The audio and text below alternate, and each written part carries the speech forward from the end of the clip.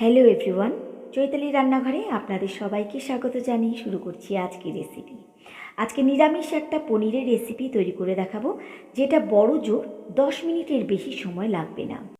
আজকের এই পনিরের রেসিপি আপনি ফ্রাইড রাইস, পোলাও, পরোটা, নান বা ভাতের সাথে খেতে পারেন। খুব ভালো একটা রেসিপি, একদম কম সময়ের মধ্যে টেস্টি একটা রেসিপি তৈরি করে আজকে দেখাবো।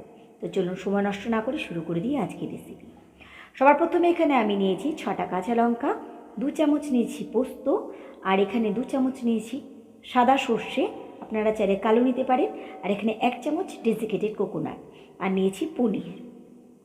এবার পনির প্রথম ভালোভাবে আমি এখানে কিউব করে কেটে নিয়েছি। এটা লম্বা বা ছোট যেমন খুশি আপনারা কেটে নিতে পারেন। এবার একটা মিক্সার জারের মধ্যে প্রথমে নিয়ে নিচ্ছি পোস্ত এরপরে এর মধ্যে দিয়ে দিচ্ছি সর্ষে। আমি পোস্ত আর সর্ষে ভেজানোর সময় একটু আগে 2-3 মিনিট আগে আমি একটু ভিজিয়ে রেখেছিলাম। সব কিছু একসাথে দিয়ে খুব ভালোভাবে আমাদের বেটে নিতে হবে। যদি আপনারা ফ্রেশ নারকেল কুড়িয়ে দিতে পারেন তাহলে না বাটলেও চলবে, এটা ওপরে ছড়িয়ে দিলেই হবে।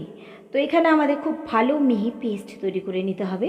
আমি যেহেতু এখানে শুকনো নারকেল গুঁড়ো দিয়েছি সেই জন্য আমি একটু আগে থেকে বেটে নিয়েছি। খুব ভালো আমাদের মিহি পেস্ট এখানে আমার তৈরি হয়ে গেছে। গ্যাস ওভেনে আমি একটা হাঁড়ি বসিয়ে রেখেছি।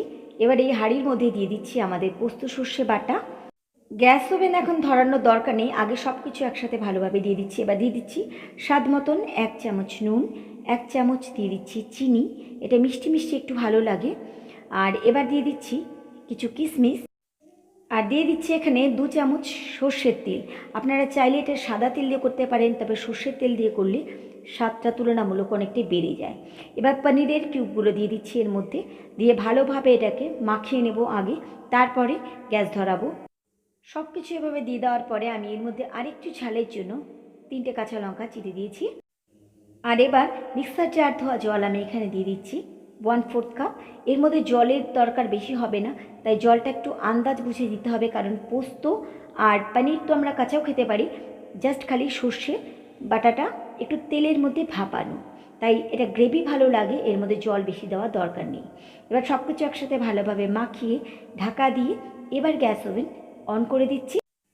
5 মিনিট হাই ফ্লেমে ফুটিয়ে দেব। 5 মিনিট লেগেছে আমাদের সব কিছু রেডি করতে, আর 5 মিনিটের মধ্যে আমাদের কিন্তু আজকের হান্ডি পানির রেডি হয়ে গেছে।